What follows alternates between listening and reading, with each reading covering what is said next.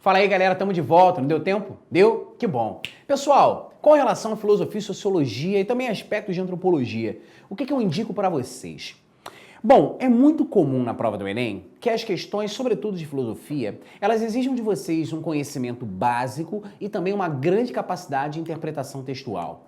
É muito comum que as questões tratem de autores ou da antiguidade, ou da modernidade, ou mesmo da contemporaneidade e dos seus diversos campos de atuação.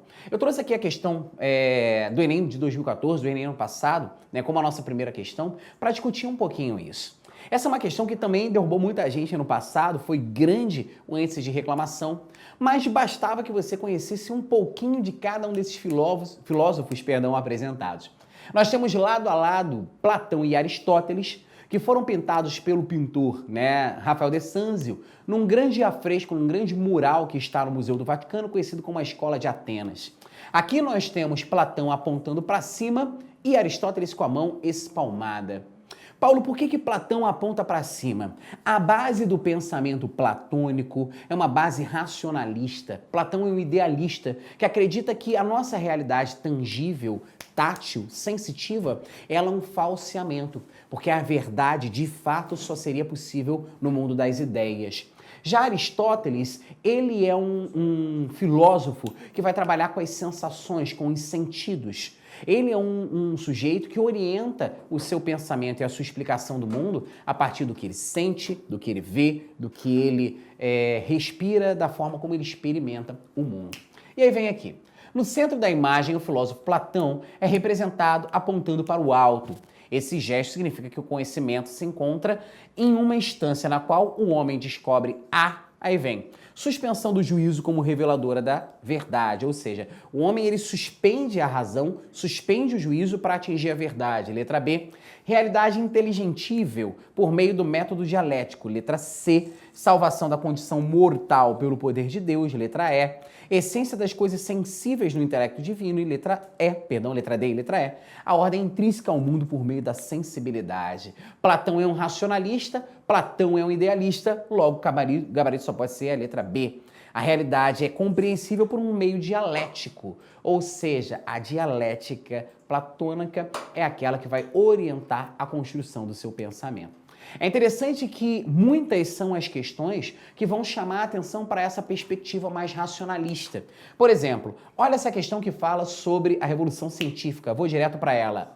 No contexto da Revolução Científica do século XVII, assumir a posição de Galileu significava defender quem é Galileu Galilei.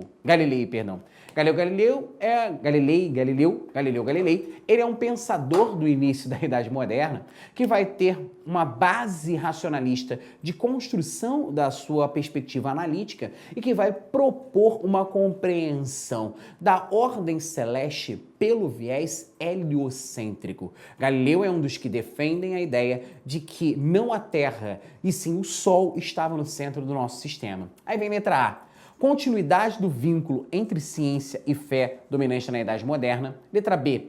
Necessidade de estudo linguístico a ser acompanhado do exame matemático. Letra C. Oposição da nova física quantitativa aos pressupostos da filosofia escolástica. Letra D. Importância da independência da investigação científica pretendida pela Igreja. E letra E. Inadequação da matemática para elaborar uma explicação racional da natureza. Ora, pessoal, percebemos que com Galileu, uma nova física quantitativa pressupõe em oposição aos pressupostos da filosofia escolástica.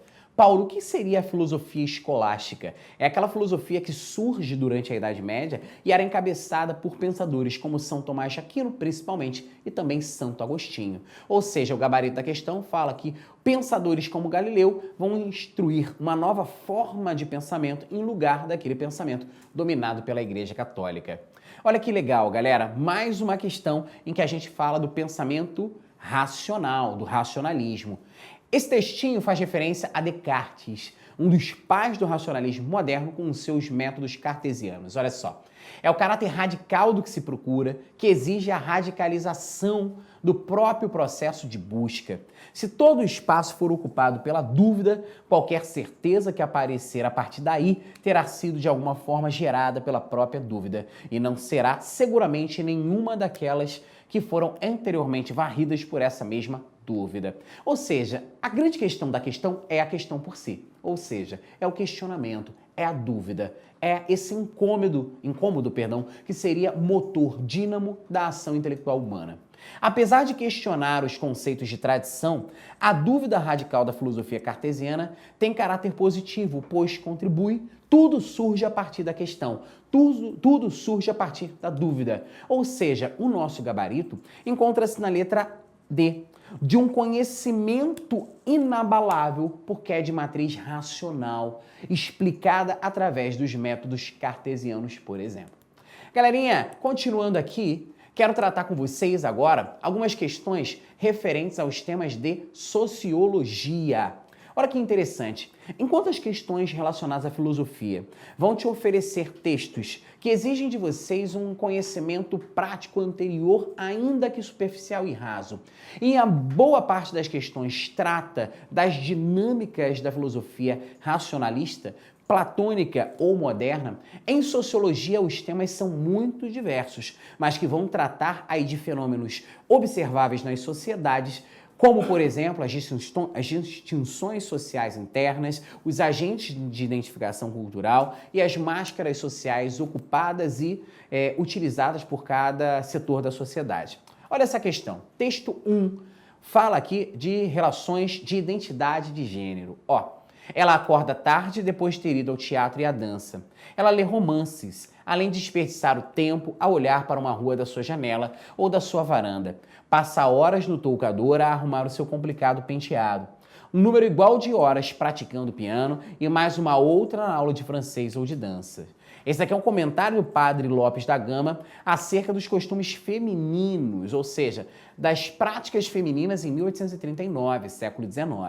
E aí vem o texto 2. As janelas e as portas gradeadas com treliças não eram cadeias confessas, positivas, mas eram, pelo aspecto e pelo seu destino, grandes gaiolas, onde os pais e maridos zelavam, sonegadas à sociedade, as filhas e as esposas. Aqui nós temos o escritor Joaquim Manuel de Macedo dando demonstrações sobre a forma como as mulheres viviam enclausuradas. Aí vem, a representação social do feminino comum aos dois textos está apontada em quê? Aí vem letra A submissão de gênero, apoiada pela concepção patriarcal de família. A letra B, acesso aos produtos de beleza, decorrência da abertura dos portos. Letra C, ampliação do espaço de entretenimento voltado às distintas classes sociais.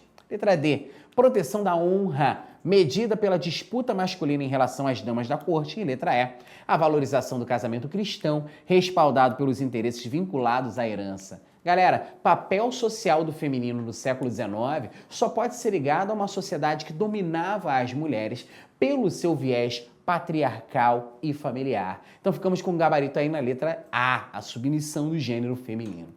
Gente, é legal que nas provas de sociologia nós encontramos aí várias referências ao comportamento social, mas também ao comportamento político. Olha como é interessante essa questão. Compreende-se assim o alcance de uma reivindicação que surge desde o nascimento na Grécia Antiga, a redação das leis. Desde o nascimento da cidade na Grécia Antiga, a redação das leis. Vale lembrar, galera, vocês que estão aí espalhados pelo Brasil. Vale lembrar que na Grécia Antiga, quando a gente fala de cidade, estamos falando de cidade-estado, ou seja, eram unidades políticas com autonomia e gestão própria. Aí vem, a redação das leis. Ao escrevê-las, não se faz mais que assegurar-lhes a permanência e fixidez. As leis tornam-se bem comum, regra geral, suscetível de ser aplicada a todos da mesma maneira. Bom, as leis são uma regra geral, as leis são suscetíveis de serem aplicadas a todos da mesma maneira. Nós temos que encontrar nas respostas, nas alternativas, algo que fale do tratamento igualitário dispensado a todos. Aí vem isonomia, transparência, tripartição, equiparação, elegibilidade. Eu aceito que vocês fiquem em uma possível dúvida entre duas alternativas, isonomia e equiparação. Vamos ver o texto das duas para saber. Isonomia, igualdade de tratamento aos cidadãos. Equiparação, igualdade de gênero na participação política. Ora, aquela que responde à concepção das cidades e das leis funcionantes nelas como bem comum, regra geral, suscetível de aplicadas a todos, só pode ser a letra a ideia de isonomia. Gente, olha que legal essa questão de número 9. A nossa última da aula de hoje, do Enem do ano passado. Mas plantar para dividir, não faço mais isso não. Eu sou um pobre caboclo, ganho a vida na enxada. O que eu colho é dividido com quem não planta nada. Se assim continuar, vou deixar o meu sertão, mesmo os olhos cheios d'água e com dor no coração. Vou para o rio carregar massas para os predeiros em construção. Deus até está ajudando, está chovendo no sertão, mas plantar para dividir, isso eu não faço mais não. Aqui nós temos a ideia do homem que percebe a sua realidade e que percebe que a sua realidade ela é constantemente marcada por uma exploração. No caso, a divisão da sua produção. Aí vem, no trecho da canção composta na década de 60, retrata-se a insatisfação do trabalhador rural com a distribuição desigual da produção, os financiamentos feitos ao produtor rural, a ausência de escolas técnicas no campo, os empecilhos advindos das secas prolongadas ou a precariedade de insumos do trabalho do campo. O que a gente percebe relatado na letra da música é a distribuição desigual da produção, quando ele fala que plantar para dividir não mais fará não. Gente, eu não sei se vocês perceberam, mas eu trouxe para vocês um pequeno bônus demonstrando como as questões de filosofia aparecem na prova, as questões de sociologia aparecem na prova, mas aparecem sempre da mesma forma que as questões de história e geografia, articulados aos mais diversos saberes, às mais diversas práticas intelectuais que são cobradas na prova, assim como as capacidades e habilidades específicas. Produção, me ajuda aí. Temos perguntas, temos comentários? Alguém está pedindo alguma coisa? Não? Galera, olha só. Só lembro, pessoal, que não precisa sair do link para a próxima aula. Galera, vai entrar o comercial agora e na volta o Leandro já começa. Show de bola. Galera, vai entrar o comercial agora, na volta, o meu querido amigo, né, essa gracinha com cara de boliviano, né, estatura de pigmeu, que é o Leandro, vai estar com vocês, tá? Vocês não precisam trocar de link, é só ficar, a gente vai dar uma fechadinha no link, daqui a pouco abre de novo. Quem está conhecendo o ProEnem agora, venha estudar com a gente, venha trabalhar com a gente. As nossas aulas aqui são assim, dinâmicas e pensadas para você. Nós temos aí cerca de um mês para preparação com aulas online, aulas ao vivo, material didático de suporte.